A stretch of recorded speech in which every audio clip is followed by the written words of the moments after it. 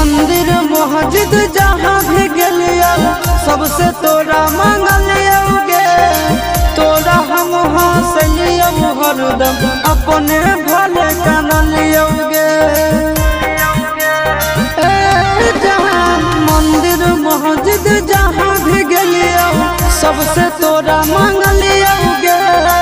तोरा हम हंसलियो हरदम अपने भले कानलियोगे।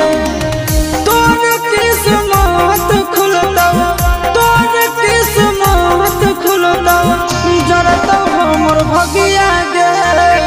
बसवे के डोलिया जानू बांस के अरथिया गे। बसवे के डोलिया